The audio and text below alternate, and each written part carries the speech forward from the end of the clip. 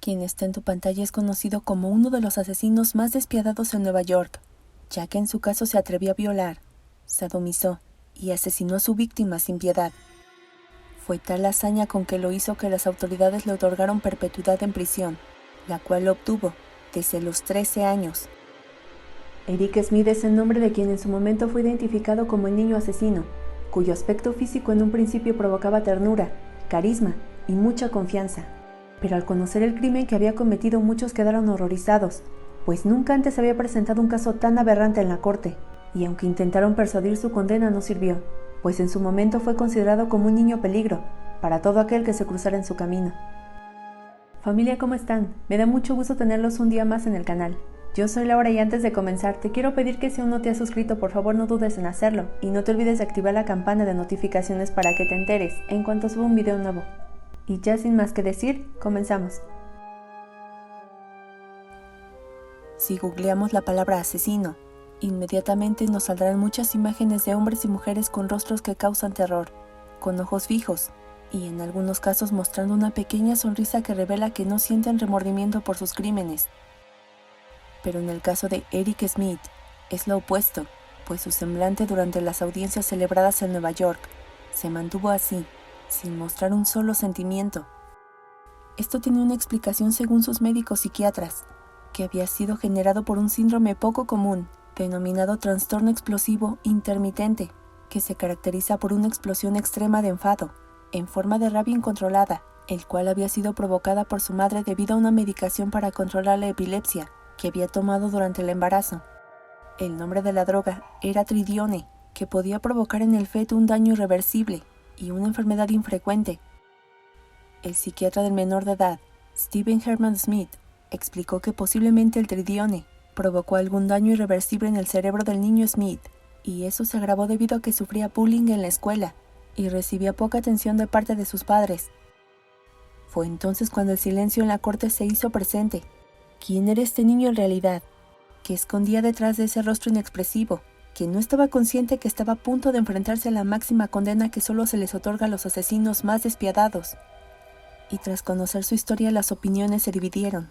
Aquellas que los posicionaban en una difícil decisión, entre dejar a un niño en libertad o condenarlo ante el peligro que representaba para la sociedad. Eric Smith nació el 22 de enero de 1980 en el condado de Steuben, en Nueva York, y a su corta edad tenía muchos complejos. Primero se quejaba porque tenía grandes bultos en la parte superior de sus orejas, porque era pelirrojo, por usar gafas gruesas y porque tenía pecas por todo el cuerpo. Su apariencia atrajo como un imán la atención de los bravucones del colegio, que cada vez que podían lo acosaban verbal y físicamente. Por años sufrió bullying por parte de sus compañeros, que le hicieron sentir que era un donadie. Levantarse en las mañanas era un martirio, y al entrar sentía como si su colegio fuera el infierno, pues desde que ingresaba las miradas de sus acosadores le avisaban lo que más tarde le sucedería. Le sonreían de forma malévola, y en ocasiones se escondían para que pensara que no habían asistido. Pero tal era el abuso que ejercían sobre él, y lo disfrutaban tanto, que tenían la paciencia de buscarlo para humillarlo, y si se presentaba la ocasión, hasta maltratarlo. El niño, definido por el cronista Juan Vicente Bow, del diario ABC en Nueva York, lo tomó como un Tom Sawyer en versión pelirroja, con el aspecto de no romper un solo plato. Gustaba de pasar todo el tiempo que fuera posible con sus abuelos, Red y Eddie Wilson, que lo consideraban como un niño especialmente cariñoso y dulce, algo en lo que no coincidían su madre Tammy y su padrastro Ted Smith, que cada vez que podían se deslindaban del menor. El niño tenía muchos problemas en casa, y la situación empeoró cuando su hermana mayor, Stacy, sufrió abuso sexual por parte de su padrastro, y sin olvidar que siempre se sintió menospreciado por su propia familia. Esto era parte de su pasado atormentante, que según declaraciones de Smith, le recordaba que no había sido concebido con amor. Pero ahora venía lo más complicado de escuchar, y esto era el asesinato del que muchos afirmaban. Merecía permanecer encerrado en prisión tantos años como fuera posible. Y es que los abusos a los que era sometido comenzaron a afectar su comportamiento, y un día Eric llegó bastante enfadado y nervioso. Se acercó a quien reconocía como su padre, y le explicó la forma en cómo se sentía. Ted Smith, al ver el coraje que tenía el niño, le aconsejó golpear un saco de boxeo que estaba en su garage, hasta que su respiración estuviera agitada y sus brazos ya no le respondieran. Minutos más tarde regresó con las manos ensangrentadas y diciendo que había golpeado un árbol en varias ocasiones. Eric por primera vez en muchos años se sentía aliviado, pero lo que su padre desconocía es que siguió su consejo al pie de la letra, solo que su frustración no la desquitó con un saco de boxeo, sino con un ser humano. La situación ocurrió cuando los padres de Eric Smith quisieron que su hijo asistiera a un campamento de verano y así pudiera acabar con su timidez. El niño no estaba tan convencido, pero no tenía más opción, así que se alistó y se dirigió en su bicicleta al campamento de verano que estaba a una manzana de su casa. A su vez, Derek Robbie, un niño de 4 años de edad, estaba caminando solo hacia ese mismo campamento. Le había dicho a su madre que estaría bien, ya que era la primera vez que iba solo a ese lugar. Pero en el camino se topó con su asesino. El 2 de agosto de 1993, Eric Smith pedaleó su bicicleta por los alrededores de un parque y en su camino halló a Derek Robbie. Se encontraba jugando solo al fútbol, apenas a 2 manzanas de su casa, y estaba equipado únicamente con un bocadillo y un refresco. Cuando vio a Derek Robbie, lo engañó hasta llevarlo a una zona boscosa, algo alejada. Ahí le tiró varias rocas a la cabeza, lo desnudó, lo violentó sexualmente con una rama de un árbol y para acabar con su prematura vida, lo estranguló. Lo que indicó en el informe forense que la causa de su muerte fue por traumatismo craneal. Luego de esto, Smith huyó y fue directo a su casa. De acuerdo con las declaraciones de Doreen, la madre de Derek Robbie, alrededor de las 11 horas, fue al campamento a recoger a su hijo y sintió un frío insoportable recorriendo su cuerpo cuando el personal del mismo le avisó que nunca llegó. Su búsqueda demoró 4 horas hasta que la policía encontró su cuerpo. Al día siguiente los policías comenzaron con las averiguaciones y se encontraron con la primera pista, unos lentes que pertenecían al menor de edad, los cuales se encontraban en el suelo. Además, la mamá de Smith, a eso de las 11:59 de la mañana, lo llamó para que almorzara, y al tiempo en que esto sucedía, halló en el espejo una gota de sangre que le indicó que algo no estaba bien con su hijo, y su presentimiento no estaba alejada de la realidad, ya que el 8 de agosto de ese año, Eric Smith le confesó a su madre que había matado a aquel menor de edad, del que tanto hablaban en los medios de comunicación.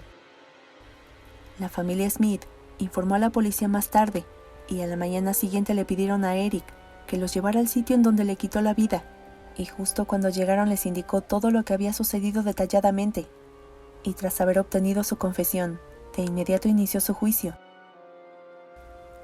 El caso se convirtió en el asesinato más mediático de los 90s, y esto fue en gran parte por la edad del asesino, al igual que el de la víctima.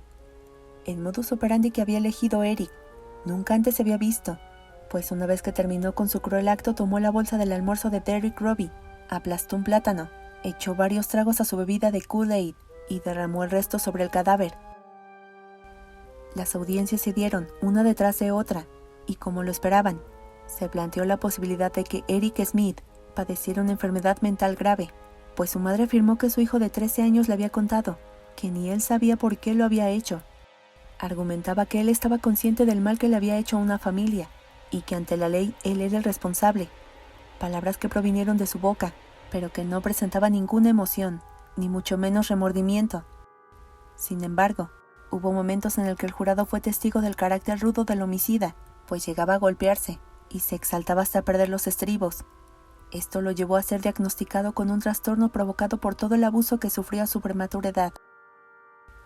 Luego de las audiencias, llegó el día más esperado, el 16 de agosto de 1994, donde lo condenaron a la máxima pena para un menor de edad por asesinato en segundo grado, 9 años de prisión a cadena perpetua, en los cuales nunca mostró señal de arrepentimiento, sino hasta 10 años después, donde se celebró una audiencia a puerta cerrada para valorar la libertad condicional del acusado.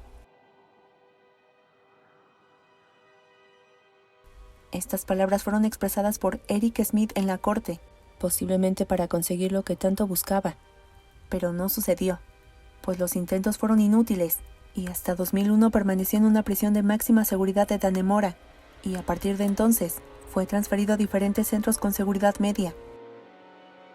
Luego de 24 años encarcelado, Eric Smith se disculpó una y otra vez. Ingresó a programas de reinserción en donde obtuvo resultados positivos y se ofreció voluntariamente como capellán, pero estos intentos no sirvieron para obtener la libertad que, según sus abogados, ya merecía. De hecho, la libertad condicional le fue denegada en 10 ocasiones, pues la presión de la familia de la víctima estaba presente, e insistían que de dejarlo en libertad no solo sería una burla para el occiso, sino implicaría poner en peligro a la sociedad.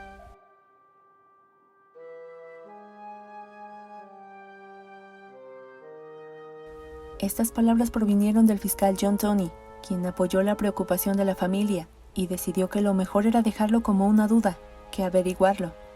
Y es que Eric Smith, según sus psiquiatras, era una bomba de tiempo, y como una prueba de esto, es que había sofocado hasta la muerte al gato de su vecino, lo cual en su momento no le prestaron atención, pues aunque cueste trabajo de creer, sus padres lo tomaron como una acción normal ante tanto estrés. Además, se cree que había serios problemas en su casa, y al haber violentado sexualmente al pequeño de 4 años, no quedó duda alguna. Y si lo anterior dejaba dudas sobre la violencia que, según los especialistas, influyó en su comportamiento, es que un vecino contó a la policía que Ted Smith estaba catalogado en el barrio como un personaje agresivo, que se sentía muy avergonzado tanto académica como atléticamente por su hijastro Eric. Pero dichas declaraciones fueron anuladas, al no poder ser confirmadas con pruebas. Por otra parte, los psicólogos que aportó la fiscalía diferían con las conclusiones anteriores, y no consideraron que el maltrato que recibió Eric por muchos años hubiera sido determinante en su conducta. Por lo tanto, esto influyó para que le negaran la libertad condicional, ya que les hacía pensar que jamás podría ser totalmente rehabilitado para reincorporarlo a la sociedad. Pero tras revisar su caso, Eric salió el 17 de noviembre de 2021, luego de pasar 27 años en la cárcel. Está comprometido desde 2019 con una abogada que trabaja en la justicia juvenil, y su plan es mantenerse trabajando como electricista y carpintero. Eric ya pasa de los 40 años, y ante esto, su hermana, que es un año menor, afirmó a los medios que todos merecen una segunda oportunidad. Siente empatía por la familia de Robbie, pero está segura que su hermano ya ha retomado el camino del bien, y espera que la gente lo acepte para que su proceso de adaptación sea más rápido, ya que el mundo que conocía hasta antes de entrar a prisión es muy distinto y requiere mucho apoyo. En cuanto a la familia de Derek Robbie, aseguran que aunque los años pasan no pueden perdonarlo. Ellos se mudaron de su residencia luego del asesinato, con el propósito de darle a Dalton, su otro hijo, la posibilidad de crecer apartado de ese horrible recuerdo. Doreen fue duramente cuestionada en los medios por haber dejado ir solo a su hijo hasta el campamento, sabiendo a los peligros que se enfrentaba un niño de 4 años, y le insistían que de no haber sido Eric, habría sido cualquier otro. Esto, por supuesto, la hacía sentir mal, terminaba por culparse, y se lastimaba insistiendo que ella era la única responsable de su muerte, pues de haberlo acompañado, su hijo seguiría con vida. Por muchos años los padres tuvieron que adaptarse a su ausencia, y cuando las personas que no los conocían les preguntaban en dónde estaban sus hijos, ellos respondían: tenemos un hijo en casa, y otro que nos espera en el cielo. Pues familia, eso es todo por este día, espero que te haya gustado, y si es así, por favor regálame un like y compártelo con tus amigos y conocidos para que nuestra familia se haga cada vez más grande. Yo soy Laura y ya sabes que te espero en el próximo video con una historia nueva, que seguramente será aún más estremecedora. Familia, que tengan un excelente fin de semana, les mando un abrazo muy fuerte hasta donde estén. Cuídense mucho y nos vemos en el próximo video.